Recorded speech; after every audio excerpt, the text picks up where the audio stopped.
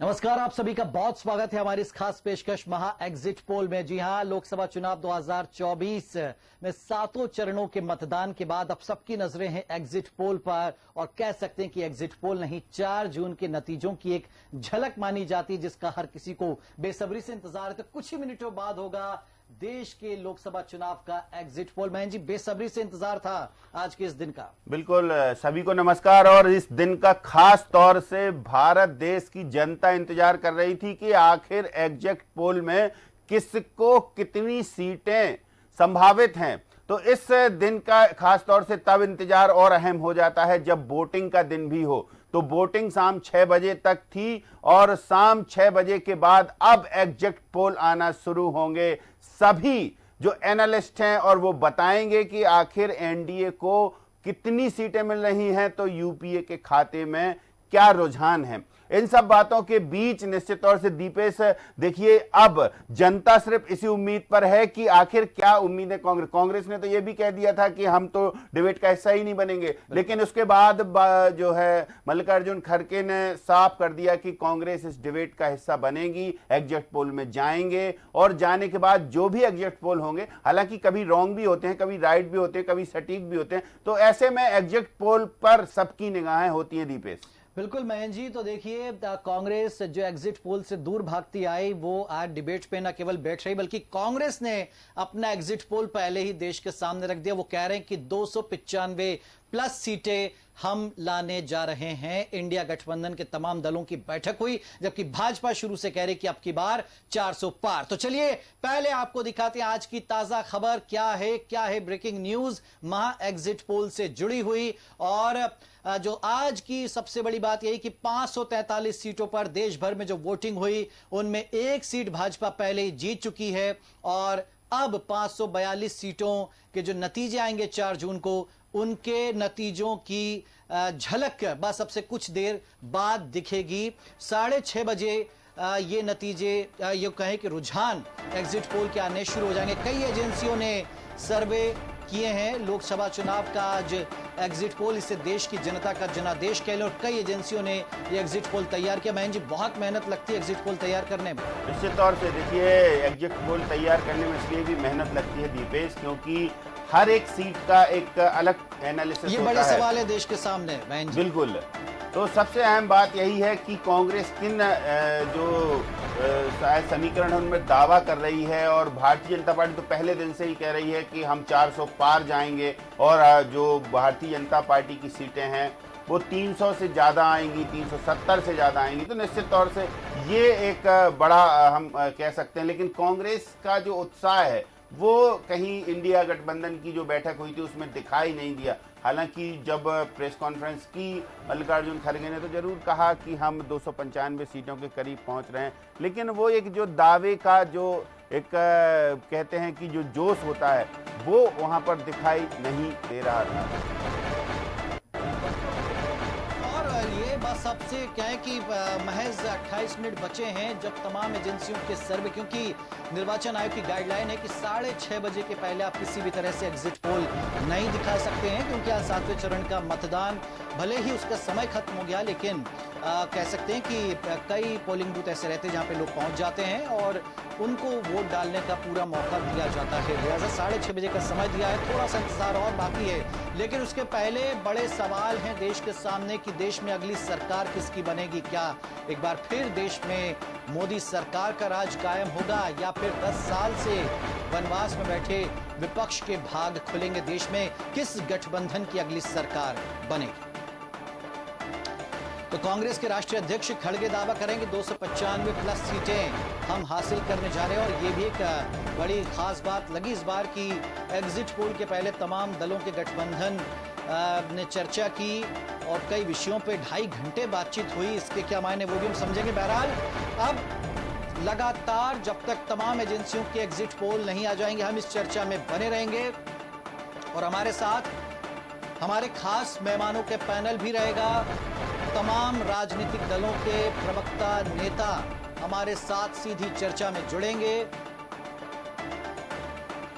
बिल्कुल, निश्चित तौर से, और सभी कि हम रुझान समझेंगे, जो जमीनी हकीकत है उसको बताएंगे हमारे एक्सपर्ट, और आखिर देश के साथ साथ मध्य प्रदेश के क्या हाल हैं और मध्य प्रदेश की 29 सीटों पर इस बार कैसा मुकाबला रहा है, कांग्रेस के दावों में कितनी सच्चाई है और भारतीय जनता पार्टी के वादों में कितना दम है, इन सब बातों को हम लेकर चलेंगे अपने एक्सपर्ट के पास और निश्चित ही दीपेश उनसे समझेंगे कि ये जो एग्जिट पोल आने वाले हैं और जो सीटों का मूल्यांकन होने वाला है उनमें आखिर कितनी सच्चाई है, कितना दम है, कहां पर अप्स डाउन हुए हैं, जो परसेंटेज है वोट का वो 2019 और 2014 की तुलना में कहां पर ज्यादा है, कहां कम है, किन विधानसभा क्षेत्रों में क्या हाल हैं, क्या भारतीय जनता पार्टी की स्ट्रेटजी इस बार कारगर साबित हुई पूरे देश सहित मध्य प्रदेश में, या कांग्रेस ने मध्य प्रदेश में जो परिवर्तन किया उससे कुछ फायदा होगा, या कांग्रेस ने जो इंडिया गठबंधन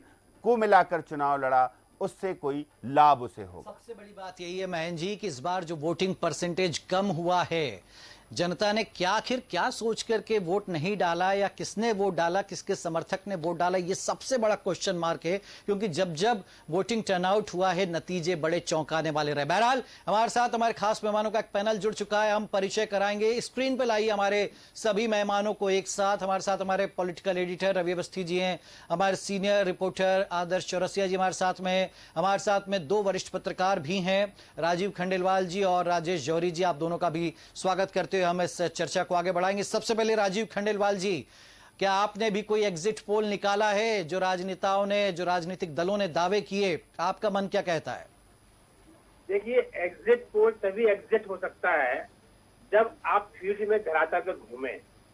इसलिए ये एक व्यक्ति के लिए संभव नहीं है। जो एजेंसीज काम करती हैं वो फील्ड पे घूमती हैं और हम लोग उनको ड्रॉन करते हैं, हम उनकी स्टडी करते हैं, चाहे सोशल मीडिया हो चाहे आपके मेन स्ट्रीम मीडिया हो। उनके व्यूज देख के ही हम अपना एक इंटरफेरेंस और हमारे जो संबंध होते हैं विभिन्न क्षेत्रों में, खासकर मध्य प्रदेश के मामले में यदि हम देखें तो व्यक्तिगत चर्चाओं में उसके आधार पर ही एक इंटरफेरेंस निकाला जा सकता है। बाकी एग्जिट पोल जो एजेंसीज हैं उनके अपने साइंटिफिक तरीके होते हैं और उस तरीके को अडॉप्ट करती हैं। हालांकि आपने देखा है इस सब के बाद भी एग्जिट पोल 70-80% एग्जिट पोल कभी भी एग्जिट नहीं हो पाए। ठीक बात। इसलिए यह आज के उसमें मतदाता से को समझना कि मतदाता अपनी बात आपको सही क्या है, यह भी इस पर डिपेंड करता है और इसलिए एग्जिट पोल कई बार सही नहीं होते हैं, यह भी एक कारण उसका हो सकता है। ठीक बात है। पिछले कई एग्जिट पोल हमने देखे राजीव जी जो नहीं सटीक हुए हैं, चाहे 2014 का हो, 2019 का हो। 2014 का तो चौंकाने वाला परिणाम आया था, 19 में भी कुछ ठीक ठाक ऐसे ही हालात हुए थे। डॉक्टर राजेश जौहरी जी, इस बार क्या लगता है, एग्जिट पोल पर फिर भी उसके बावजूद भी कभी सही नहीं होते हैं, कभी सटीक होते हैं, लेकिन उसके बावजूद भी जनता इनका इंतजार करती है बेसब्री से कि वोटिंग अंतिम चरण की समाप्त हो और कौन क्या बोल रहा है। आप बिल्कुल सही कह रहे हैं।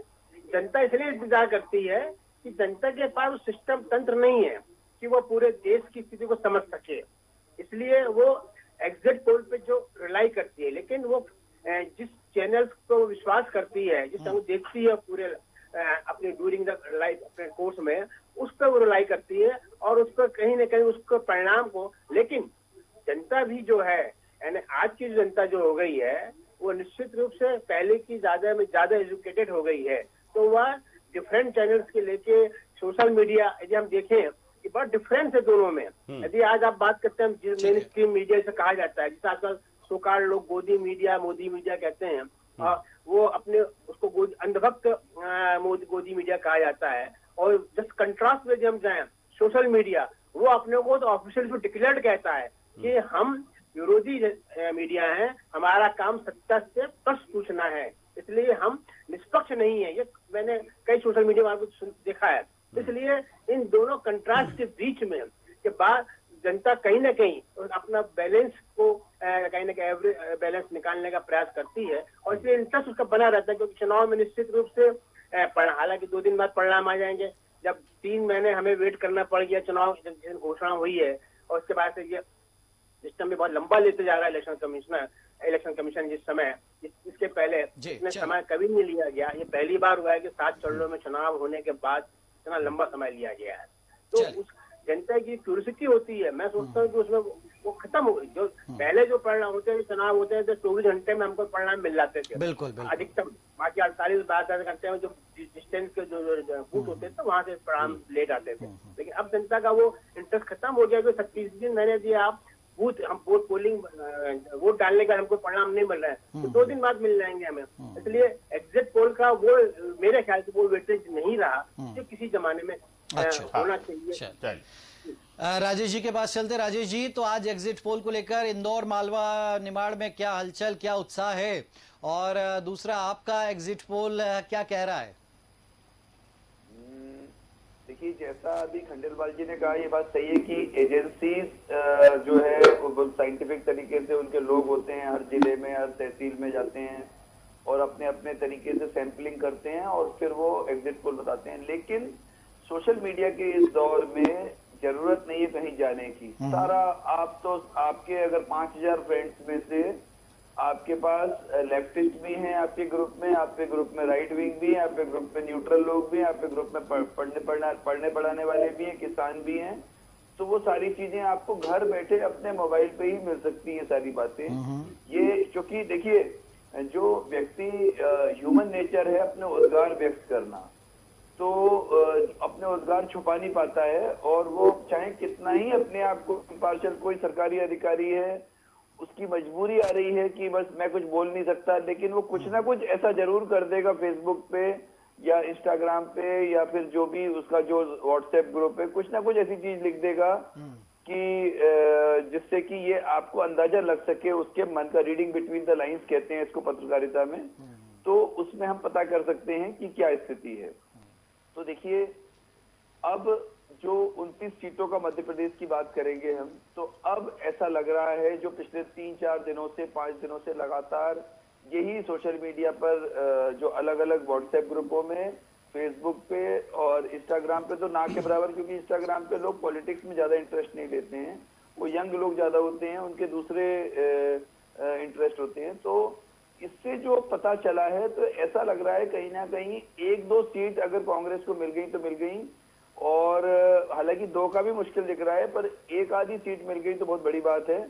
क्योंकि अधिकतर जगहों पर जो स्थितियां हैं, जिस तरह से ट्रेंड आ रहा है, जिस तरह से जो अपने दोस्त जो कांग्रेस के तरफ समर्पित लोग हैं, जी जी, उनके दिमाग में मतलब कहीं ना कहीं वो इससे हताश थे इस बार के चुनाव से। इसलिए नहीं कि इंदौर में अक्षय बम नहीं रहे, लेकिन और भी कई कारण थे। उनको वो मजा नहीं आ रहा था, वो एंथुजियाज्म नहीं दिख रहा था उनके अंदर जैसा दिखना चाहिए। और फिर एक और बात आपको बताएं कि जो इस बार जो कांग्रेस में मध्य प्रदेश में स्पेशली, और ये जो 5-7 जिले 8 जिले जो इंदौर के आसपास के, यहाँ पर उस तरह से कांग्रेस का प्रचार नहीं दिखा, जैसा बस रैली निकल गई हर शहर में एक और बस हो गया। लेकिन जैसा देखिए बीजेपी का वो जो ग्राउंड रूट पर जो जड़ पर जो प्रचार होता है, जो चाहे आरएसएस वाले करे, चाहे वो उनके बूथ लेवल के कार्यकर्ता करे, तो वो घर घर जाने वाला प्रचार वो कहीं ना कहीं कांग्रेस का नहीं दिखा।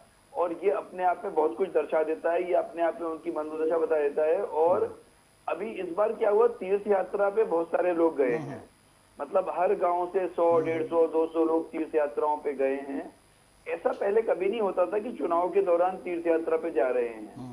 अब हम लोगों ने पता लगाने की कोशिश करी कि जो गए हैं वो कौन से पार्टी के वोट देते हैं, क्योंकि देखिए एज ए पत्रकार हमारी क्यूरियोसिटी होती है, तो पता लगाने की कोशिश करी, तो उससे भी जो बात सामने आई है वो यही सामने आ रही है। और अब क्या है, अब 2-3 दिन तो बचे हैं, 4 तारीख को हमको मालूम चल जाएगा, लेकिन कहीं ना कहीं मध्य प्रदेश की स्थिति तो यही है। चलिए, तो मयंक जी अपने दोनों साथियों से अब चर्चा कर लेते हैं।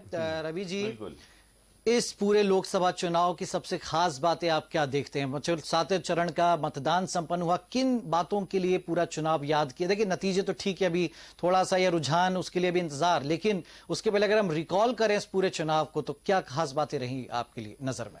देखिए दीपेश जी, जो चुनाव की शुरुआत हुई थी वो गारंटियों से थी, और बीजेपी की अपनी गारंटी थी, कांग्रेस की अपनी गारंटी थी। लेकिन पहले और दूसरे चरण के मतदान में जब वोटिंग परसेंटेज कम हुआ, तो आप देखिए कि इसका पूरा कहीं ना कहीं पूरा सिनेरियो चेंज हो गया, यानी बयान चेंज हो गए नेताओं के। एक तरीके से देखा जाए तो अगर प्रधानमंत्री ने कांग्रेस के जो घोषणा पत्र है उसको लेकर अगर हमला बोला तो फिर कांग्रेस ने जो है वो आरक्षण और संविधान को मुद्दा बनाना शुरू किया कि अब संविधान खतरे में, जबकि इससे पहले आप देखिए शुरुआत में कोई बात नहीं थी कि 400 पार का नारा तो बीजेपी ने आज से 3-4 महीने पहले ही दे दिया था, लेकिन तब ऐसा संविधान खतरे में नज़र नहीं आया था विपक्षी दलों को।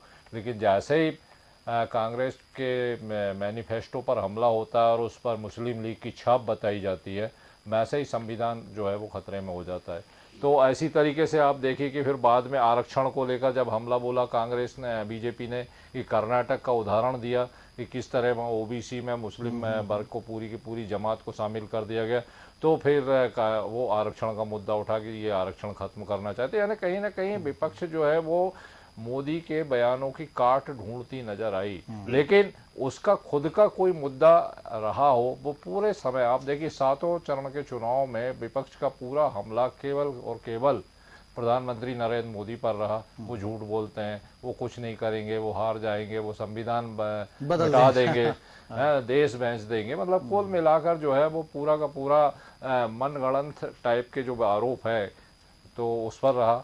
तो कहीं कोई सत्य मतलब एक तरीके से देखा जाए यथार्थ पे कोई बात नहीं हुई।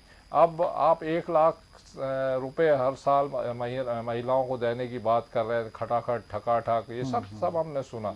कहाँ से देंगे, कैसे देंगे, इसकी कोई कार्य योजना नहीं, कोई कंसेप्ट नहीं बताई कि इतना धन चाहिए इतने देश भर की महिलाओं को इतना पैसा देने के लिए, युवाओं को पैसा देने के लिए। नहीं साहब, लेकिन देंगे, खटाखट ठकाठक देंगे।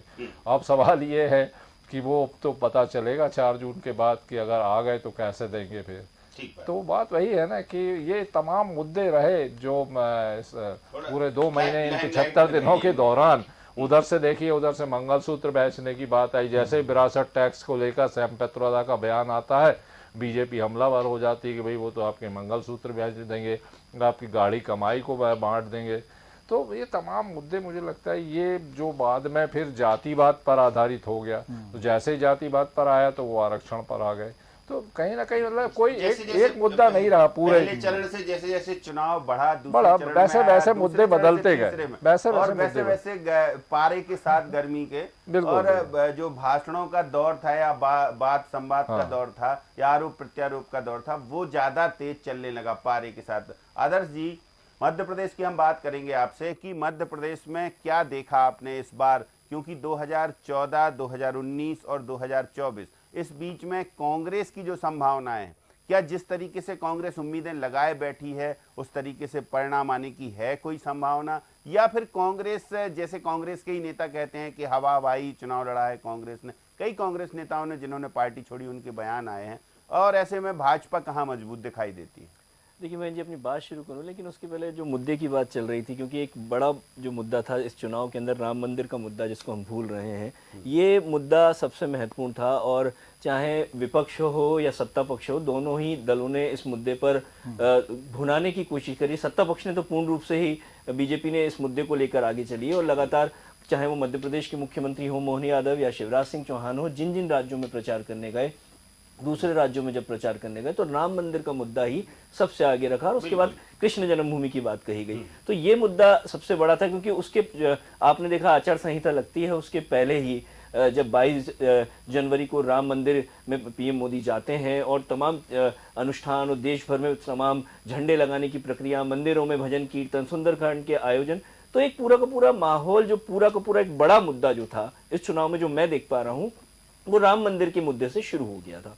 ये मुद्दा था। जहां तक बात मध्य प्रदेश की आती है तो मध्य प्रदेश में भी इस मुद्दे को लेकर ही तमाम जो राजनीतिक बड़े नेता थे वो आगे बढ़े हैं और अपने हर भाषण में उन्होंने इस मुद्दे को घेरा, इस मुद्दे को रखा और विपक्ष को इसको लेकर घेरा। जिस तरह से विपक्ष लगातार इसका बहिष्कार की बात कर रही थी, राम मंदिर के बहिष्कार की बात आती है, चाहे उसके नेताओं के बयानों की बात आती है, लेकिन जहां तक मध्य प्रदेश में स्थिति देखने को अगर हम बात करें तो मध्य प्रदेश में पिछले चुनाव में बीजेपी ने लोकसभा के 28 सीटें जीती थी, 1 सीट छिंदवाड़ा जो थी वो कांग्रेस के पास थी। लेकिन इस बार जो नजर आ रहा है, इस बार जो परिस्थितियां कांग्रेस की ओर से नजर आ रही हैं, ये हम नहीं कह रहे, लेकिन कांग्रेस जो कह रही है कि लगभग 4 से 5 सीटों तो ऐसी हैं जिन पर वो जीत दर्ज करेगी। जबकि जीतू पटवारी तो इससे जो प्रदेश अध्यक्ष हैं ज़्यादा ही बोल चुके हैं। वो कह चुके हैं कि 12 से 15 सीटें हम इस बार जीत रहे हैं। कैसे जीत रहे हैं वो अभी 4 जून के बाद पता चलेगा, लेकिन उनका ये कहना है। अपने अपने दावे हैं राजनीतिक दलों के, वो कह रहे हैं हम 400 पार जाएंगे, इधर भाजपा कह रही मध्य प्रदेश में क्लीन स्वीप करेंगे, कांग्रेस कह रही हम 4 से 5। आपका मूल्यांकन क्या कहता है? आप फील्ड पर गए हैं, लोगों से बातचीत की है, क्या क्या रुझान लगता है? क्या वास्तव में कांग्रेस के दावों में सच्चाई है? देखिए महेंद्र जी, जिस तरह से अभी आप टिकटों के वितरण से देखें और सीटों से देखें तो मध्य प्रदेश के अंदर पिछली बार जो सीट गई थी वो बड़ी सीट कमलनाथ के गढ़ में गई थी। नकुलनाथ वहां से जीते थे 1 सीट, लेकिन इस बार नकुलनाथ के साथ ही जो छिंदवाड़ा की सीट है, दिग्विजय सिंह भी मैदान में है। राजगढ़ की जो 1 सीट है, कांतिलाल भूरिया एक बड़े नेता के रूप में है, वो आदिवासी बेल्ट पर हैं। झाबुआ रतलाम की सीट पर वो ऑलरेडी हैं। ग्वालियर की अगर बात की जाए तो ग्वालियर से नीतू सिकरवार, उनका पूरा परिवार ही राजनीति में है और लगातार उनके परिवार से लोग जीत भी रहे हैं। वहीं सीधी और मंडला में भी जो आदिवासी बेल्ट है, कांग्रेस जीत के दावे कर रही है। तो ऐसे में रुझान ये कह सकते हैं कि इन सीटों का गणित, इन सीटों पर तगड़ी टक्कर है महेंद्र जी, और इन सीटों पर ही कांग्रेस के पक्ष में क्या जाता है, कैसा जाता है और किस तरह के रुझान आएंगे, ये बड़ा एक सवाल बनेगा। क्योंकि अगर मान लीजिए इन सीटों पर अगर कांग्रेस जीतती है तो निश्चित तौर पर कांग्रेस के पक्ष में 3 से 4 सीटें आ सकती हैं। डॉक्टर राजेश जौहरी जी, देखिए आदर्श कह रहे हैं कि जिन जिन सीटों पर संभावित जहां जहां लगता है उनके हाई प्रोफाइल नेता चुनाव लड़ रहे हैं, वहां पर संभावनाएं कांग्रेस की ज्यादा है। और कुछ आपको लगता है कि मध्य प्रदेश में बहुत सारे लोग, राजनीतिक विश्लेषक एनालिसिस कर रहे हैं कि क्लीन स्वीप ही करेगी भाजपा, छिंदवाड़ा भी जीतेगी। ऐसे में आपका क्या कहना है? देखिए क्लीन स्वीप का ही लग रहा है, क्योंकि जहां पे जैसे दिग्विजय सिंह जी जहां से लड़ रहे हैं, चलो उनका गृह क्षेत्र है, पर गृह क्षेत्र होने का मतलब ये नहीं है, पहले भी रोडमल नागर जीते हैं। और प्यारेलाल खंडेलवाल जी का तो वो एक्चुअली गृह क्षेत्र देखा जाए तो प्यारेलाल खंडेलवाल का है। वो जब ये दिग्विजय सिंह राजनीति में नहीं आए थे तब से वो पॉलिटिक्स में थे और बहुत बड़ी शख्सियत रहे हैं। तो ऐसा है। और फिर बीजेपी का और आरएसएस का अपना एक बेस है, वो कभी नहीं बदलता है। अच्छा, जहां तक बात ये है कि एक कास्टिज्म की बात है, राजपूत वोटों की बात देखी जाए तो राजपूत वोट बहुत ज्यादा नहीं है उस इलाके में, जिसपे पूरे तरह जो शायद बीजेपी अक्रॉस पार्टी लाइन को क्रॉस करते हुए दिग्विजय सिंह को जा सकते हैं, तो वो बहुत ज्यादा नहीं है। और वही विपक्ष में जाएगा जब दूसरी जो कास्ट की जो पॉलिटिक्स आएगी वो बीजेपी के पक्ष में जा सकती है। तो दिग्विजय सिंह के लिए भी इतना आसान रहा नहीं है। मंडला में थोड़े बहुत चांस बन रहे थे, पर वोटिंग के बाद ऐसा लग रहा है कि वहां पे भी ये स्थिति रहेगी। कांतिलाल भूरिया जी का ये है कि सब कुछ किया, पर रतलाम की जो दोनों सीटें हैं वो दोनों सीटें इतनी बड़ी लीड दे जाएंगी कि वो जो उनका जो गढ़ है, जो बेल्ट है, जो उनका आदिवासी बेल्ट है, जहां से भूरिया जीतना तय होता है, भूरिया सरनेम का आदमी, वो कहीं ना कहीं सप्रेस हो रहा है। एक तो ये बात हो गई। दूसरी, अब हम अगर देश की बात करें तो नरेंद्र मोदी ने इतने स्मार्टली एक कटाक्ष किया अभी बीच में एक भाषण में कि मैंने तो ऐसी मजाक में 400 पार बोला था, पूरे विपक्ष को काम पे लगा दिया। आप सोचिए कि उस आदमी ने, और वाकई ऐसा लग रहा है कि एक आदमी ने सबको नचाता रहा। वो एक बयान दे और ये सब उसके आगे पीछे उसी के आगे आसपास घूमते रहे और वो अपनी पॉलिटिक्स अलग करता रहता है। वो मोदी ने जो स्मार्ट गेम खेला है, जो बहुत अच्छे स्मार्ट, आपने देखा होगा फुटबॉल के बहुत अच्छे प्लेयर होते हैं जिनको जो स्ट्रेटेजी भी खेलते हैं, जो फॉरवर्ड खेलते हैं, वो पूरे अपने प्लेयर्स को तो मालूम रहता है, सामने वाले पूरे जो 5, 7, 8 जो बाहर आगे के रहते हैं उनको नचाते रहते हैं और गोल कर लेते हैं। तो वो स्थिति मोदी ने बहुत स्मार्ट तरीके से अपोजिशन के साथ खेला है बाकायदा। एक बात और थी कि कहीं ना कहीं विपक्ष कंफ्यूज दिखा। आप देखिए जो मौन वाला किस्सा हुआ आखिरी का, उसमें मौन के बाद शायद एक चरण ही हुआ है, तो आखिरी के चरण पे लोग, आप बताइए, कोई भी आदमी हंस रहा होगा उस समय कि एक आदमी कह रहा है मैं मौन के लिए जा रहा हूँ 42 घंटे के, और दूसरा कह रहा है नहीं साहब ये मौन पे रोक लगाओ, इसके वीडियो बाहर नहीं आने चाहिए। अरे आप भी मौन रख लो, मौन के वीडियो से कौन सा कोई फायदा होना है या कोई नुकसान होना है? इसका मतलब ये हताशा दिखाती है कि कांग्रेस को मोदी से इतना डर लगता है। कांग्रेस को कहीं ना कहीं मोदी की जो, जैसे अगर हमें ऐसा लग रहा है कांग्रेस की जो सीनियर लीडरशिप है वो दिन रात सुबह शाम सोते जागते उठते बैठते सिर्फ एक ही बात सोचते होंगे कि यार कैसे भी मोदी चला जाए राजनीति से। क्योंकि आप सोचिए कि वो मौन व्रत कर रहा है, इसमें आपको क्या तकलीफ है? उसके लिए आप कोर्ट चले गए कि उसके मौन व्रत को सीधा प्रसारण ना हो। अच्छा, एक और बात आखिरी बतानी थी आपको। विपक्ष और पक्ष सारे लोग एक बात पे लगे थे कि जैसे ही चुनाव प्रचार बंद होगा तो मोदी केदारनाथ जाएंगे कि बद्रीनाथ जाएंगे कि कहाँ जाएंगे। आप सोचिए, उस आदमी की क्रेडिबिलिटी सबको मालूम है, ये जो करेगा कोई ना कोई धार्मिक काम ही करेगा। ये वो नहीं करेगा कि थाईलैंड जा रहे हैं या फिर कहीं और जा रहे हैं। ये एक क्रेडिबिलिटी जो जनता की के दिमागों में उस आदमी की आ गई है, ये बहुत बड़ा फैक्टर है। और अपन ये नहीं कह रहे हैं कि 400 पार होगा, लेकिन कुछ ना कुछ देखिए अच्छी स्थिति में ये भाजपा को लाके छोड़ेंगे, इस बार भी ऐसा लगता है। बिल्कुल, राजीव जी का कमेंट हम और ले लेते हैं, फिर उसके बाद हमारे साथ नए मेहमान जुड़ेंगे। राजीव जी, तो लास्ट कमेंट आपका कि ये जो आज एग्जिट पोल है, देश की दिशा को तय करने वाला लोकसभा चुनाव, नतीजे सही बैठेंगे नहीं बैठेंगे, हमने देखा था मध्य प्रदेश विधानसभा चुनाव के समय, चूंकि एग्जिट पोल का आज दिन है तो उसी की बात हम ज्यादा करें। और उस समय कई एजेंसियों ने शुरुआत जब की तो भाजपा 115, कांग्रेस 117 ऐसे आ रहे थे कि भाई कांग्रेस सरकार बनाने जा रही है। एक दो ने तो ये भी कह दिया था, कुछ कह रहे थे नहीं वो 120-25 पे गिरते पड़ते। फिर जैसे चाणक्य एजेंसी का आया साहब 160 के पार। तो ये राजीव जी, ये जो बात है मतलब आप कह रहे कि एग्जिट पोल, लेकिन एग्जिट पोल देखने के बाद शायद नतीजों में इंटरेस्ट खत्म हो जाता है। एग्जिट पोल को लेकर तो अब उत्साह बढ़ा है लोगों का कि भाई एग्जिट पोल देख लिया मतलब 4 जून की तस्वीर साफ हो गई। ऐसा लगता है कि आपको राजीव जी? देखिए, जहां तक आपने एग्जिट पोल की आपने जो बात कही मध्य प्रदेश के संबंध में, तो मेरे मत में पूरे देश में कांग्रेस ने जिससे चुनाव लड़ा है उसमें सबसे वर्स्ट चुनाव जो लड़ा है वो मध्य प्रदेश में हुआ है, और उसका कारण कमलनाथ रहा है। कमलनाथ ने कांग्रेस का बिल्कुल खात्मा कर दिया, और दूसरा अल्टरनेटिव लीडरशिप जो थी वो डेवलप नहीं हो पाई इसलिए। लेकिन इसके बावजूद यदि मध्य प्रदेश में मेरे मत में कांग्रेस कम से कम 4 से 5 सीट जीत रही है। छिंदवाड़ा, अपने आपके राजगढ़ वाली सीट, आपके मंडला, झाबुआ, ये 4 सीटें, और सतना, रीवा और ग्वालियर में से एक, ये सीटें जो इसलिए जीत पा रही कांग्रेस जीत रही स्थिति में कि वहां पे जो भाजपा के कैंडिडेट वीक है और कांग्रेस का कहीं पर्सनालिटी कट है वहां पे, और उस कारण से व्यक्तिगत लेवल पर उन्होंने चुनाव बहुत अच्छे लड़े हैं और इसलिए वो जीत की संभावना बनती है। जहां तक राष्ट्रीय स्तर की बात है, पहली बार मुझे लगता है कि मोदी साहब पहली बार नैरेटिव फिक्स करने में असफल रहे। पहले 4 चरण के चुनाव में मोदी जी ने जो सबसे बड़ी गलती की कांग्रेस के घोषणा पत्र को लेकर, और बार बार उस घोषणा पत्र को लेकर उनको डिफेंसिव होना पड़ा। कांग्रेस ने हर बार नैरेटिव फिक्स किया 4थे चरण तक, और मोदी जी कहीं ना कहीं उसका जवाब देते थे, कहीं ना कहीं वो डिफेंडिव मूड में आए। और सबसे बड़ा इसमें मुझे लगता है इस चुनाव में अहम शब्द का उपयोग किया गया, सबसे महत्वपूर्ण शब्द रहा है, जो महिला हो, मंगलसूत्र हो, मायावती, ममता, मल्लिकार्जुन खड़गे, मालीवाल, महामहिम, MP, MLA, मंदिर, मस्जिद, मदरसे, मुस्लिम, मुगालिया, मुस्लिम लीग, माफिया, मटन, मछली, मुजरा, मथुरा, महाराष्ट्र, मणिपुर, मुद्दे, महंगाई, महाशक्ति, मानसिक संतुलन, मनी पावर, मसल पावर, माप पावर, मीडिया पावर और मोदी।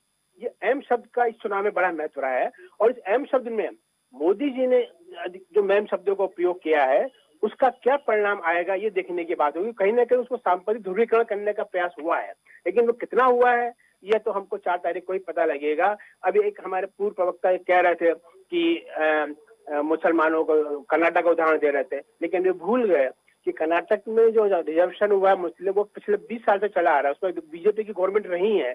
दूसरी बात, आंध्रा में खुद भाजपा TDA का जो उनका NDA के साथ में है, उसके सरकार TDA के नेताजी ने घोषणा की है कि हम 4% मुस्लिमों को आरक्षण देंगे, तो वहां पे भी चुप हो जाते हैं। इसलिए इस मामले में कोई पार्टी हो, इस हमारे में सब नंगे हैं, अपने अपने इंटरेस्ट अपने अपने राज्यों में वो मुस्लिम आरक्षण की बात करते हैं, चाहे वो बिहार की बात हो। कर्पूरी ठाकुर साहब जिनको कि हमने भारत में दिया है, सबसे पहले देश में मुस्लिम आरक्षण उनको दिया गया था।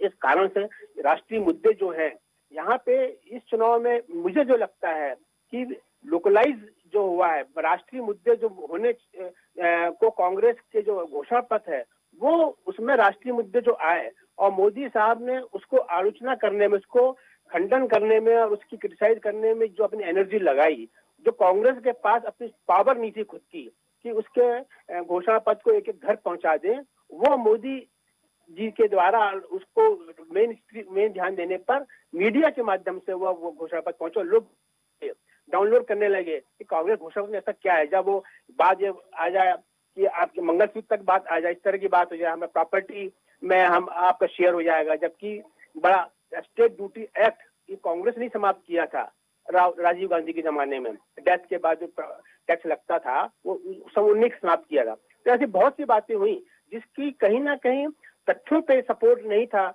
और मुझे लगता है कि मोदी जी ने कहीं ना कहीं इस बात और हर दिन उनको नैरेटिव बदलना पड़ा, और वो नैरेटिव को अपने नैरेटिव राजीव जी जी तो राजीव बस नहीं, तो आपको क्या लगता है विरासत टैक्स वाला पॉइंट क्या मोदी जी ने गलत उठाया है? क्योंकि बिल्कुल हाँ, गलत है। अच्छा, I can challenge to anybody, I can challenge to anybody. Estate duty act था, क्योंकि मेरे फादर की डेथ का मैंने भी उसको भरा है, इसलिए मुझे मालूम है वो राजीव गांधी की सरकार में उस समय समाप्त हुआ था। जो प्रॉपर्टी पे इनहेरिटेंस पर टैक्स लगता था किया गया, और जो उन्हें विरासत कर की जो कांग्रेस घोषणा पत्र है उसमें उन्होंने कहा इक्वल डिस्ट्रीब्यूशन ऑफ वेल्थ होना चाहिए। राजेश जौहरी जी कुछ कह रहे हैं। राजेश जी कुछ कह रहे हैं, एक मिनट राजेश जी राजेश जी। देखिए, ये जो इनहेरिटेंस टैक्स की बात है, ये सबसे पहली बात है कि ना तो नरेंद्र मोदी लाए, ना अमित शाह लाए, ना बीजेपी लाए, ये सैम पित्रोदा लेके आए। पहली बात है ना, सैम पित्रोदा लेके आए। और सैम पित्रोदा कोई बच्चे नहीं है, कोई कांग्रेस के, कोई ऐसा नहीं है कि नए कार्यकर्ता है, कोई कि गांव के या तहसील कार्यकर्ता है, उनकी बात पर ध्यान नहीं दिया जाएगा। सैम पित्रोदा इंदिरा गांधी के एक पुत्रों में से थे, इसलिए कि राजीव गांधी जी के खास दोस्तों में से थे। और जिसे कहना चाहिए कांग्रेस को अगर आईटी के इसके जो कंप्यूटर वाली फील्ड का कहीं ना कहीं श्रेय जाता है तो वो सैम पित्रोदा के कारण जाता है। तो सैम पित्रोदा का बयान को हम ऐसे नहीं ले सकते कि कोई कह दे कि नहीं ऐसा पहले नहीं हुआ है, पहले भी ऐसा हुआ है और ऐसा आज नहीं होगा। पहले कौन सा टैक्स होगा, उसमें क्या परसेंटेज होगा, वो एक अलग बात है। अब 55% वाली बात जो है वो उसने जो इन्होंने सैम पित्रोदा ने बोली थी, तो वो उससे आदमी घबरा गया एकदम से कि अरे अब क्या होगा। और उसका नुकसान क्या है आपको बताएं। अब ये उसके नुकसान का ये है, ना तो कोई आदमी फैक्ट्री लगाएगा, ना तो कोई आदमी बड़ी बड़ी बड़ी प्रॉपर्टी बनाएगा, ना कोई आदमी कोई बड़ा क्यों कमाएगा, उसको जब पता है कि भाई बटाई जाना है मेरे बाद। कोई उद्योग इसलिए नहीं चलाएगा क्योंकि उसको लगेगा मेरे मरने के बाद तो ये खत्म हो जाएगा किस्सा, तो इसलिए कोई पैसे नहीं लगाएगा और देश गर्त में चला जाएगा इस तरह की नीतियों से। ऐसी नीतियों का अच्छा ये कहाँ से सीख के आए हैं, ये कम्युनिस्टों से, चाइना से सीख के आए हैं, रशिया से सीख के आए हैं, नॉर्थ कोरिया से सीख के आए हैं। ऐसी पॉलिसीज का हर आदमी को देखिए, irrespective of the affiliation of political affiliation. Congress ने तो मना किया था ना कि हम ऐसी कोई बात नहीं करें। कांग्रेस ने तो कहा था कि हम कोई बात नहीं करें, हमारा कोई लेना देना नहीं उस विचार से।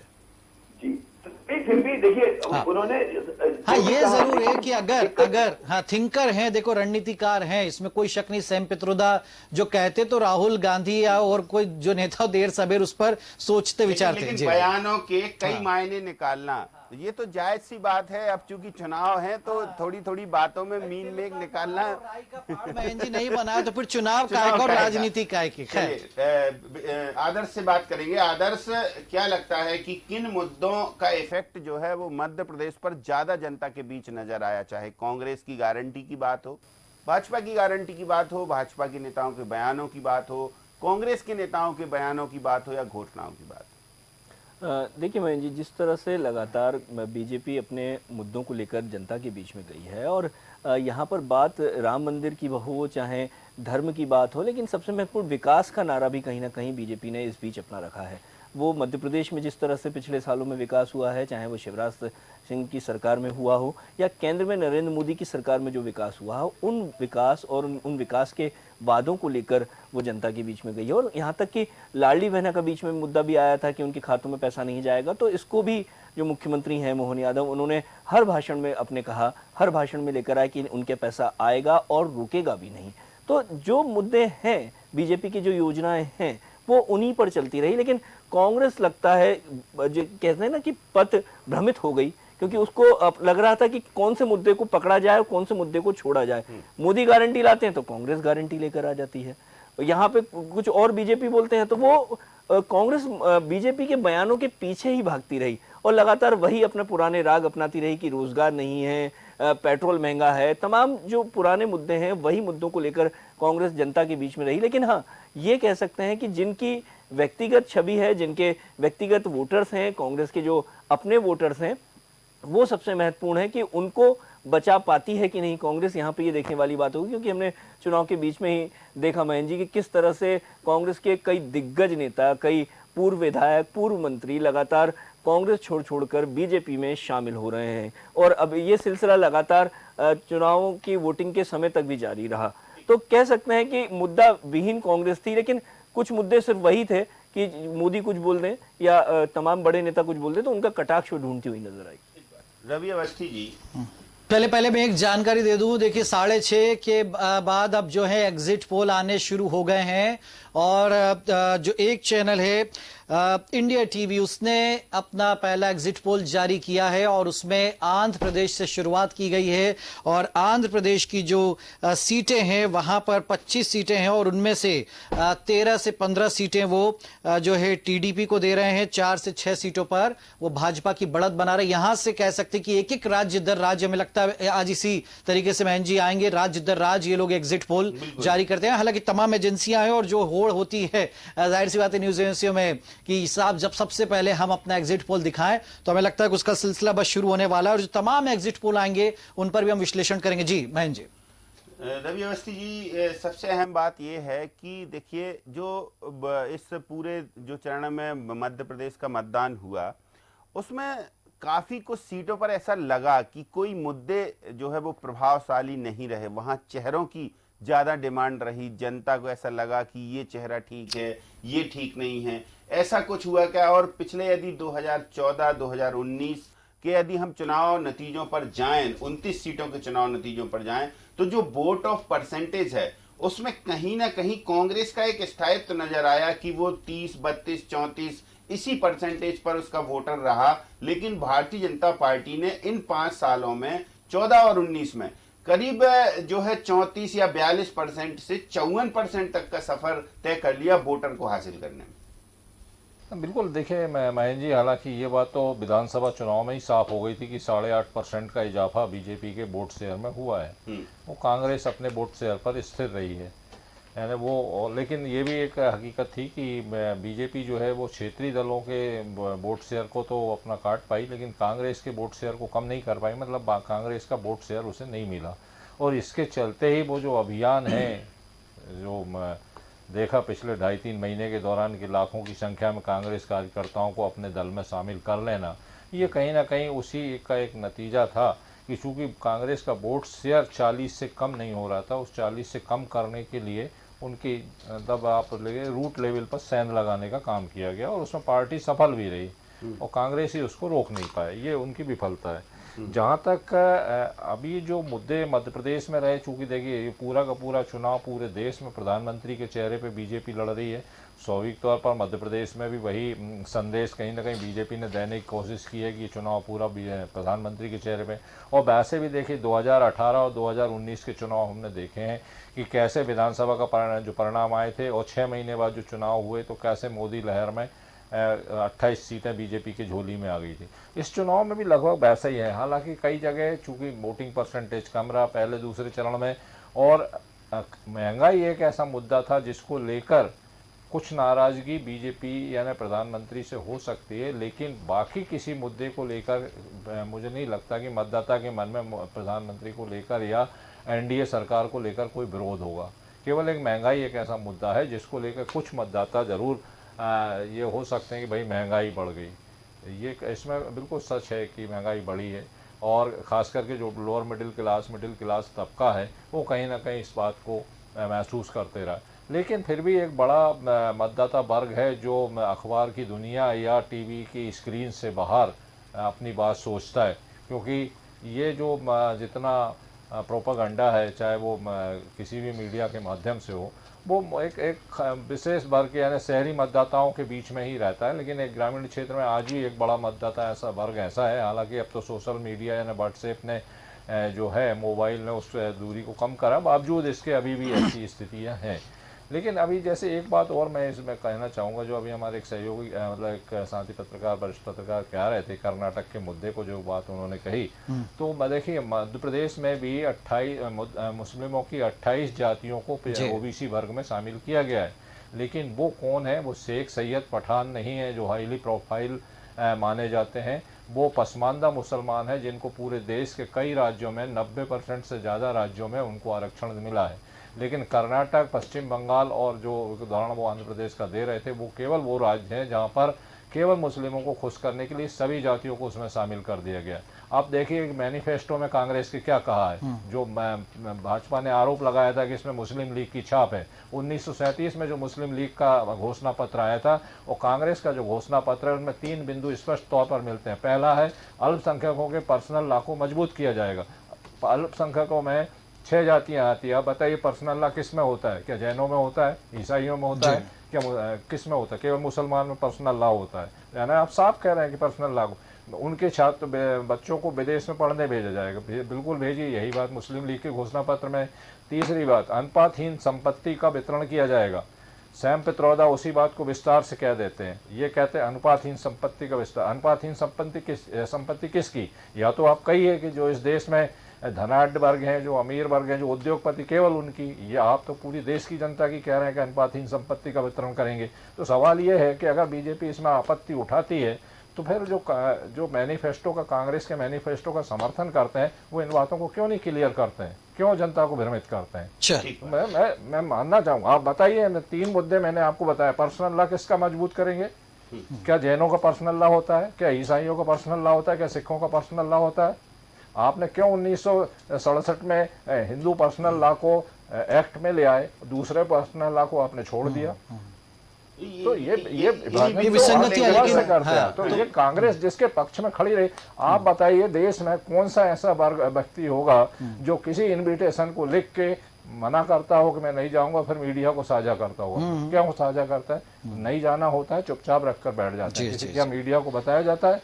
तो ये दिखाता है कि आप जब कर रहे हैं, वही बात प्रधानमंत्री ने कही कि मैं मुसलमानों के खिलाफ नहीं हूं, मैं केवल वो कह रहा हूं जो कांग्रेस कर रही है। ठीक, उन्होंने 80 इंटरव्यू में यही बात कही है। बिल्कुल, अपने अपने मुद्दे हैं और जिन मुद्दों को समझते हैं लोग कि इस मुद्दे को लेकर यदि हम नेगेटिव जाएंगे तो हमें यहाँ से फायदा होगा, तो नफा नुकसान देखते हैं हर बयान पर। बिल्कुल बहन जी। तो देखिए एग्जिट पोल आना शुरू हो चुके। पहले हम शुक्रिया अदा कर दे राजीव खंडेलवाल जी का और आदर्श जी का, और हमारे साथ में राजेश जौहरी जी भी जुड़े। आपका रवि जी हमारे साथ में बने रहेंगे, उनके जरिए हम चर्चा को आगे बढ़ाएंगे। बहुत शुक्रिया आप तीनों का। और देखिए एग्जिट पोल आना शुरू हो चुके हैं। और अगर हम दैनिक भास्कर के एग्जिट पोल की बात करें बहन जी, तो देखिए एनडीए को 281 से 350 सीटें और इंडिया को 145 से 201 सीटें। भास्कर का ये जो सर्वे हुआ है, उन्होंने उनके 100 रिपोर्टर्स ने ये सर्वे किया है और ये अब जो कह रहे हैं कि 281 350, यानी ये बात देखिए वहीं आ गई जो थी भाजपा की प्लानिंग कि भाई 400 पार का आप नारा दीजिए ताकि पूरा लोग जो उसमें उलझ जाए लेकिन सरकार इजीली बन जाए। कैसे देखते हैं? ठीक बात है। सबसे अहम बात यही है कि जो जमीनी हकीकत है या जमीनी सच्चाई है वो यही है कि 400 पार का नारा उन्होंने दिया। तो 400 पार का नारा दिया तो ये तो नहीं हो सकता कि उन्होंने नारा दे दिया और 400 पार हो जाएंगे, लेकिन एक बड़ा एक लक्ष्य लेकर और वहां तक हम पहुंचे जो हमारी मंजिल। आज खड़गे जी ने भी कहा कि नैरेटिव सेट कर दिया एक तरीके से। तो नैरेटिव सेट किया, जैसे भारतीय जनता पार्टी के नेताओं ने नैरेटिव सेट किया, नरेंद्र मोदी प्रधानमंत्री ने, तो उस नैरेटिव के पीछे कौन भागा? बिल्कुल भाई विपक्ष भागा। सीधी सीधी बात है कि आप वो नैरेटिव सेट, यानी कि पूरे चुनाव का नैरेटिव सेट भाजपा कर रही है, ये इंडी गठबंधन का कहना है। तो ऐसे में थोड़ी ना माना जाएगा। सबसे अहम बात यही है कि जो उन्होंने नैरेटिव सेट किया उसके अनुसार उन्होंने अपना जो आभा मंडल बनाया, उस आभा मंडल पर अपने कार्यकर्ताओं को भी लगाया। अपनी मंजिल को पाने के लिए उन्होंने वो हर संभव प्रयास किया। भारतीय जनता पार्टी की हर ज्यादातर राज्यों में डबल इंजन की सरकार है। उस डबल इंजन की सरकार में दीपेश देखिए सबसे अहम बात यह है कि अपने कामकाज के बलबूते पर तो उन्होंने चुनाव लड़ा, कार्यकर्ताओं की ताकत को पूरा झोंका, बूथ लेवल मैनेजमेंट किया, माइक्रो मैनेजमेंट तक गए। और माइक्रो मैनेजमेंट तक तब गए जब केंद्र में उनकी सरकार है और प्रदेश में उनकी सरकार है। और इसके बाद कांग्रेस और बाकी के अन्य घटक दल कांग्रेस अपने कार्यकर्ताओं को बूथ पर नहीं भेज पाई, कांग्रेस अपने कार्यकर्ताओं को वहां बूथ के एजेंट तक नहीं बना पाई। कई ऐसी जगह हैं जहां पर कांग्रेस के प्रत्याशी नहीं है, कई ऐसी जगह हैं जहां कांग्रेस के प्रत्याशी पहुंचे लेकिन वहां पर निर्विरोध चुनाव हो गया। तो कई तो नहीं है, इक्का दुक्का उदाहरण है, लेकिन ये इनको माना जाएगा कि आपके जो संगठन में है, आपके जो सिस्टम में कहीं ना कहीं तो खामियां है। इसके बावजूद देखिए दावा जो मल्लिकार्जुन खड़गे जी ने किया है, राष्ट्रीय अध्यक्ष कांग्रेस के, और वो बैठक 2.5 घंटे की बैठक के बाद आते हैं, मीडिया से रूबरू होते, लेकिन बिल्कुल दबी जबान से किया गया है। दबी जुबान से दावा करना और ठोस दावा करना जैसे अंतर होता है। मैं पहले बयान जरा दिखा दे तो उनकी बॉडी लैंग्वेज क्या कह रही थी, सुनवाते खड़गे जी का बयान। इंडिया गठबंधन कम से कम 295 सीटें प्लस 295 से ज्यादा आएंगे, कम तो नहीं आएंगे। ये हमने आकलन किया कि सभी हमारे नेताओं से पूछने के बाद ये एक आंकड़ा हमारे पास मिला है। तो देखिए ये यहां पर खड़गे का बयान। जी जी, प्रशांत किशोर जो रणनीतिकार रहे हैं वो कह रहे हैं कि भाजपा को 303 सीटें या इससे ज्यादा सीटें मिलेंगी और कांग्रेस कह रही है कि 295 सीटें हमारे घटक दलों को मिलेंगी। तो कांग्रेस ने तो पूरी जगह उम्मीदवार ही नहीं उतारे हैं। कांग्रेस का जो पिछला उम्मीदवार उतारने का ट्रैक था वो ट्रैक उनको थोड़ा ठीक नहीं लगा। देखिए 2014 की बात करें, 2019 की बात करें, कांग्रेस ने जहां जहां ज्यादा उम्मीदवार उतारे उसका इजाफा बहुत ज्यादा नहीं हुआ। पहले 43 करीब सीटें, फिर 55 करीब सीटें, ऐसी सीटें जो है वो। तो ये दीपेश सबसे अहम कड़ी यही है कि बिल्कुल देखिए एक एक करके जो एग्जिट पोल है वो आने शुरू हो गए हैं। और अगर हम आज तक के एग्जिट पोल की जी न्यूज की अगर हम एग्जिट पोल की बात करें तो 353 से 367 सीटें वो एनडीए को दे रहा है, इंडिया को 118 से 133 और अदर्स को 43 से 68। ये एक बड़ा एग्जिट पोल देखिए, जो हम बात कह रहे थे कि महज 10-15 मिनट में पूरे एग्जिट पोल पटक दिए जाएंगे और वही हुआ है। जी का जो एग्जिट पोल है वो जी न्यूज का वो सामने आ चुका है। जी न्यूज और मैक्ट्राइज ने मिलकर के ये एग्जिट पोल किया 542 सीटों का और 353 से 367 सीटें उन्होंने एनडीए को दी। ये मैं चाहूंगा कि जल्द से जल्द हम स्क्रीन पे लाएं। तो ये देखिए एनडीए 353 से 367, इंडिया 118 से 133 और अदर्स 43 से 68। महेंद्र जी आपका कमेंट। बिल्कुल देखिए सबसे अहम चीज यही है कि जैसा हम पहले ही बात कर रहे थे, अपने दर्शकों को बता रहे थे कि जो सर्वे एजेंसियां हैं वो अपना सर्वे तो कर चुकी हैं पूरा, अब वो ये देखती हैं कि हम कितने जल्दी अपने जो सर्वे को वो पब्लिकली करें। तो देखिए रिपब्लिक मैट्रिज का भी एक सर्वे आया है और उसने 353 से 368 सीटें दी हैं भारतीय जनता पार्टी को, वहीं कांग्रेस को 118 से 133 सीटें। दूसरा रिपब्लिक पी मार्क्यू है एक सर्वे एजेंसी और उसने 369 सीटें यानी कि 59 सीटें दी हैं भाजपा को और 154 सीटें कांग्रेस को। अन्य घटक दलों को यहां रिपब्लिक पी मार्क्यू 30 सीटें दे रहा है, तो रिपब्लिक मैट्रिज जो है वो 43 से 48 सीटें दे रहा है। ऐसे में देखिए सबसे अहम वही बात है कि अब रुझान जो पोल्स के रुझान हैं वो आना शुरू हो गए। और चलिए मैं रवि जी को अब हमारी चर्चा में शामिल करूंगा। रवि जी, जी का जो सर्वे आया जी मैट्राइज का, इंडिया 353 से 367, इंडिया को 118 से 133 और अदर्स 43 से 68, आपका रिएक्शन? देखिए बिल्कुल दीपेश जी, भास्कर का जो मैं सर्वे देख रहा हूँ वो भी लगभग 281 से 350 के बीच में है। 350 यानी 200 बीजेपी की सीट कुछ कम जरूर हो रही है, लेकिन पूरा एनडीए की अगर सीट मिलाई जाए तो लगभग पिछली बार की तुलना में 2-4 सीटें कम हो सकती हैं। लेकिन जो भास्कर का सर्वे है वो 350 सीट के आसपास 281 से 350 बता रहा है। जी का भी जो है वो लगभग इतना ही है। कि उसने भी यही 367 का एक आकलन किया है। अब अन्य और एजेंसियों की जो सर्वे आएंगे तो निश्चित तौर पर आप देखिए कि जो मल्लिकार्जुन खड़गे की जो बॉडी लैंग्वेज वो दिखा रही थी, क्योंकि जो बैठक हुई है, एक अनुमान तो देखिए उन राजनीतिक दलों को भी लग जाता है, क्योंकि इतने सालों से चुनाव में राजनीति के मैदान में है, कई चुनाव लड़ चुके हैं, तो स्वाभाविक तौर पर एक जो मतदाता का जो मूड होता है उन्हें भांपने में उन्हें भी कोई एक तरीके का एहसास हो जाता है। और मुझे लगता है कि वो जो बॉडी लैंग्वेज थी मल्लिकार्जुन खड़गे की, क्योंकि वो उत्साह कहीं नज़र नहीं आ रहा था, फिगर ज़रूर उनके मुंह से 295 का निकल रहा था, लेकिन वो जो चेहरे पर एक चमक होना चाहिए थी सत्ता में लौटने की, कि साहब हम तो बिल्कुल सत्ता में लौट ही रहे हैं, वो उत्साह कहीं नज़र नहीं आया।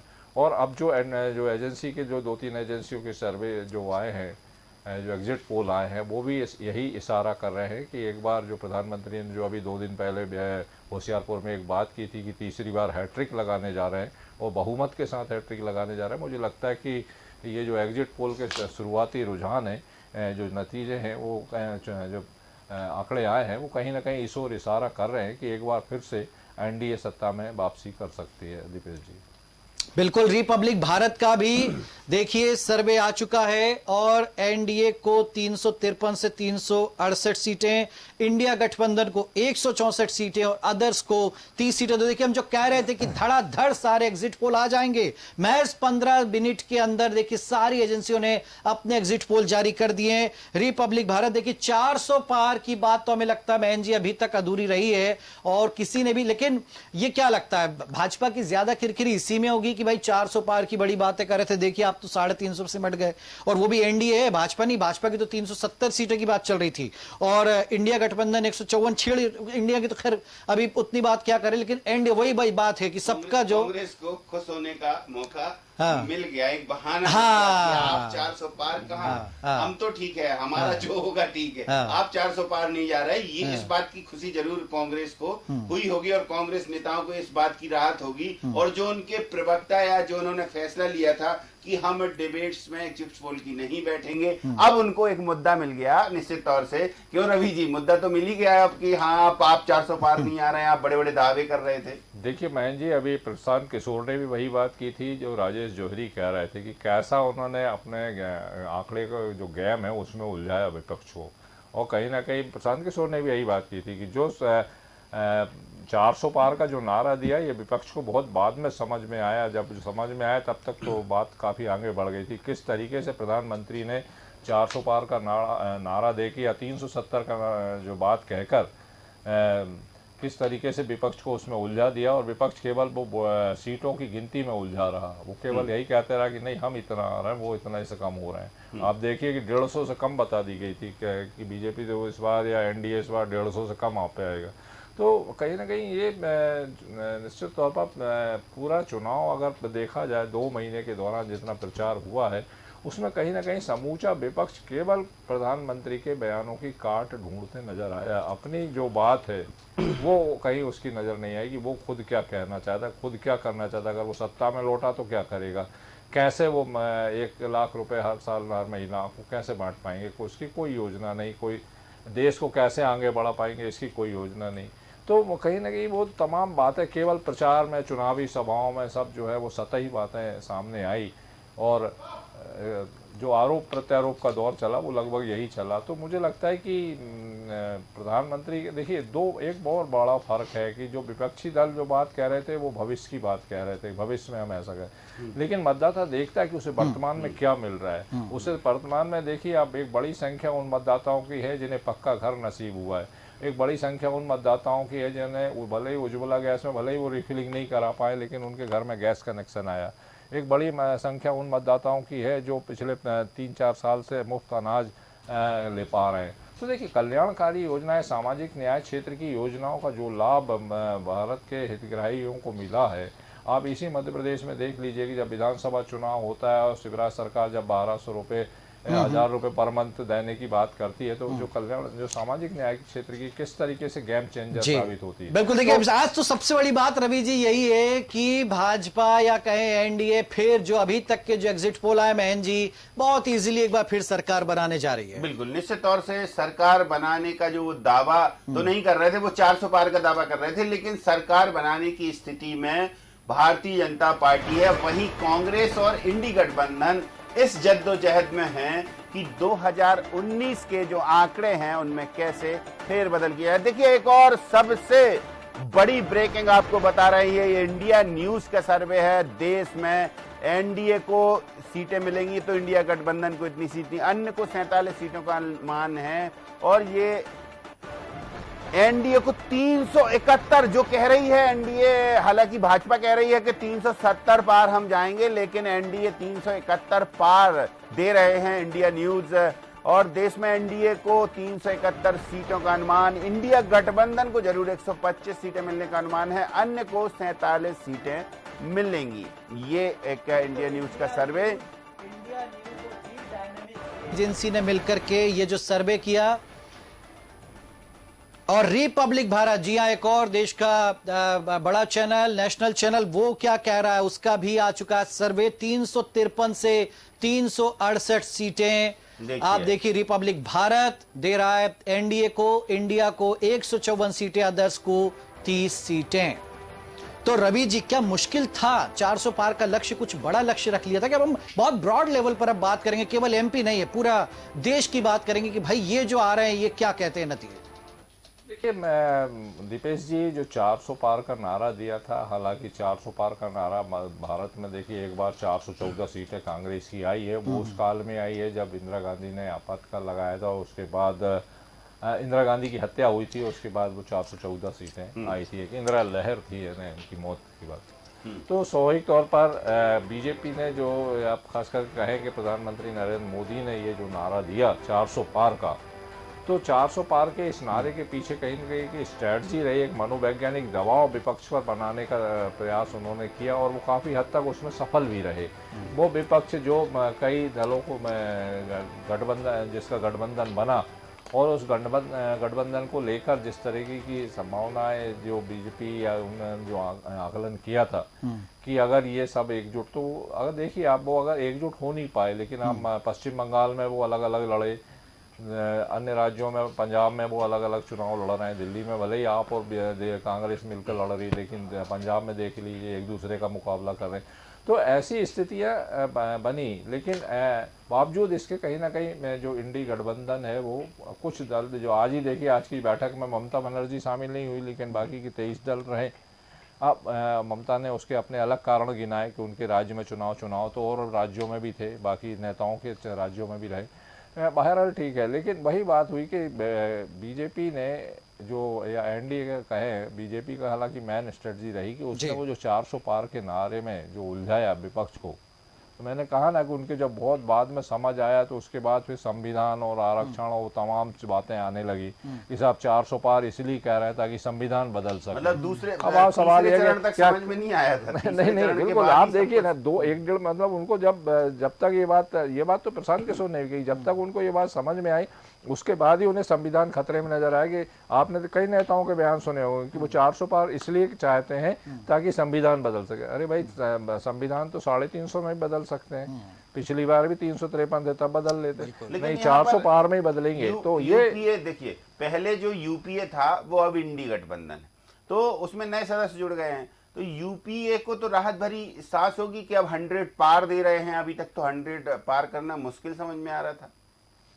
बिल्कुल, ये एक, जब इंडी गठबंधन बना, तो अब इंडी गठबंधन को ये राहत की खबर होगी कि चलिए 150 दे रहे हैं, कोई 140 दे रहे हैं, लेकिन ऐसे में कांग्रेस को थोड़ा सा नाउम्मीद जरूर होगी। हालांकि देखिए कांग्रेस जो बात करी थी बहन जी, उसको तो बहुत बड़ा झटका है ही, जाहिर सी बात है कि इंडिया गठबंधन से उसका कोई अस्तित्व, वर्चस्व नहीं है इंडिया में। तो अभी उसकी यह हालत नहीं है कि भाई वो अपने प्रधानमंत्री भी ठोक करके कह सके भाई हमारे यहाँ से प्रधानमंत्री बनेगा। तो कांग्रेस सबसे बुरी स्थिति में थी, और अभी जो हमें इंतजार है वो है सबसे ज्यादा न्यूज टुडे और जो चाणक्य का जो सर्वे आता है वो क्या कहता है, उसका इंतजार अभी बेसब्री से हो रहा है, क्योंकि 18 में हमने देखा, 23 में हमने देखा था कि इसी तरीके से चौंकाया था। अभी तक किसी ने भी डायनामिक न्यूज का सर्वे आया है, वो दिखाते हैं अपने दर्शकों को। देखिए, धीरे धीरे करके सभी के सर्वे आएंगे और सर्वे क्यूरियोसिटी जरूर बढ़ाएंगे। देखिए, बिल्कुल, इंडिया न्यूज डी डायनामिक का ये सर्वे 371 एनडीए को दे रहे हैं, इंडिया को 125, अदर्स को 47, और ये अदर्स में बीजेडी की सीटें होंगी, जो बिल्कुल दोनों दलों के साथ जो नहीं है उनकी सीटें होंगी। और इंडिया के लिए देखिए ये वाला तो जो एग्जिट पोल है बहुत ही निराशाजनक माना जाएगा, महज 125 सीटें, जबकि ये सब मिलकर के लड़े हैं चुनाव। इसके बावजूद आप ये स्थितियां देख सकते हैं। और जो अभी तक के जो आंकड़े आए, लेकिन क्या भाजपा भी इस एग्जिट पोल को पचा पाएगी मायन जी? क्योंकि वो अभी तक तो कह रही कि 400, यदि नारा है कि वो 400 पार कर लक्ष्य लेकर चले हैं, तो वो भी अपने दावे पर बिल्कुल अडिग रहेंगे, क्योंकि चाहे वो किसी भी डिबेट में बैठे, किसी भी प्लेटफॉर्म पर बैठे मीडिया के, वो जरूर ये कहेंगे कि एग्जिट पोल में यदि हमें इतनी सीटें मिल रही हैं तो अब नतीजे आने दीजिए, परिणाम इससे 1.5 गुने अच्छे होंगे। कांग्रेस से भले ही ये कहे कि देखिए इनके 400 पार के नारे की हवा निकल गई है, लेकिन हवा अब किसकी निकलेगी और हवा किसकी है, ये तो अभी भी हमें बंद है। हम और तो आप तो सिर्फ और सिर्फ इन एग्जिट पोल के जो रुझान आ रहे हैं उन पर चर्चा कर रहे हैं। हालांकि कांग्रेस को बहुत उम्मीद है, इसलिए भी नहीं है क्योंकि प्रदर्शन पूरे देश में जहां जहां उनकी सरकार है। जी चलिए, तो देखिए सबसे अहम बात वही है जो हम कर रहे हैं दीपेश, की कांग्रेस को निराशा भले ही हो, लेकिन उम्मीद की एक किरण है कि 400 पार भाजपा का नहीं जा रहा है, एनडीए गठबंधन नहीं जा रहा है। तो ऐसे में एक लगता है कि चलिए उनको कि हम पिछली बार कितने थे, यदि हम 100 पार भी जा रहे हैं तो भी वो एक खुशी तो मना ही सकते हैं। अब जैसे 400 पार का नारा देखिए 60 के अंदर थी, अब उससे अगर वो 80, 90, 95 तक पहुंचती, कई राजनीतिक विश्लेषकों के हम लेख पढ़ते रहे अभी तक कि अगर कांग्रेस 90-100 सीटें ले आती तो वो गेम बिगाड़ देगी भाजपा का, और वो कैसे न कैसे, मतलब वो भाई अब हो सकता है उनको लग रहा हो कि कांग्रेस पहुंच जाए तो वो इस तरीके से वो, लेकिन अभी यहां तो टोटल एनडीए को अगर वो कह रहे हैं कि भाई 150, अभी तक जो मैक्सिमम मिली हो 150 सीटें बताई जा रही हैं एनडीए की, तो माफ कीजिए इंडिया गठबंधन की, और एनडीए को तो किसी ने भी 300 के अंदर तो नहीं बताया। भास्कर को अगर हम कह देखें तो वो भी 280 से 300 कुछ सीटें जो है एनडीए को दे रहा है। तो ऐसे में ये कहना बिल्कुल कोई शक नहीं बचा। 303 सीटें तो आई थी, इसके अलावा जो घटक दल हैं उनके अब देखिए कितना जो भास्कर ने जो अपना सर्वे किया उसने 248 से 298 सीटें भाजपा को, और उसकी सहयोगी पार्टी यानी 33 से 52 सीटें उनको। तो ऐसे करके, लेकिन बहुत लंबा मार्जिन, 70 सीटों का मार्जिन, हमें नहीं लगता कि एग्जिट पोल में कोई मायने रखता है कि आप 70 सीटें किसी की घटा बढ़ा दे। रवि जी आप क्या कहते हैं? जी कई राज्यों में बीजेपी जो है वो शीर्ष पर रही। अगर आप मध्य प्रदेश के उदाहरण देख लें तो देखिए वो 28 सीटों के साथ, मतलब एक तरीके से जाए तो शिखर के बिल्कुल नज़दीक थी। राजस्थान में तो बिल्कुल, राजस्थान गुजरात में तो पूरे 100% सीटें उसके पास रही। तो बहुत हद तक स्वाभाविक है कि कहीं अगर विरोध होता है तो इक्का दुक्का सीटें या कुछ नुकसान बीजेपी को, जो उत्तर भारत है उसमें, क्योंकि देखिए आप उत्तर प्रदेश का उदाहरण देख लीजिए, उत्तर प्रदेश में भी उसके पास मैक्सिमम सीट हैं। अब ऐसी स्थिति में जो मैक्सिमम स्थिति पर जो है, और तो उसके पास तो वो सीटें बचाने के लिए उसको जद्दोजहद करनी पड़ी, यानी कहीं ना कहीं बावजूद इसके अगर कहीं कुछ विरोध होता है, जो मतदाता अगर उसका मत विभाजन होता है तो स्वाभाविक तौर पर उसको नुकसान है। वही ये नुकसान उसको बीजेपी को, देखिए पिछली बार 303 थी, लेकिन इस बार देखिए आप अधिकांश जो एग्जिट पोल आया है उसमें 300 के किसी में नीचे बताया, किसी में 2, 4, 6, 10 ऊपर बताया गया है ना। तो बाकी अदर्स के साथ ज़रूर वो 370 और 350, 360 के आसपास नज़र आ रही है, लेकिन बीजेपी क्या खुद का जो 370 का आकलन था वो उसमें कितना वो अचीव कर पाएगी, क्योंकि 303 से 370 पहुंचना, ये मुझे लगता है कि उसके लिए एक बड़ी कहीं ना कहीं चिंतन का विषय होगा कि अगर वो कितनी सीटें खोती है या पाती है। चलिए एक छोटे से ब्रेक के लिए यहाँ पर रुक रहे हैं, और ब्रेक के बाद हम एक नए पैनल के साथ में जुड़ेंगे।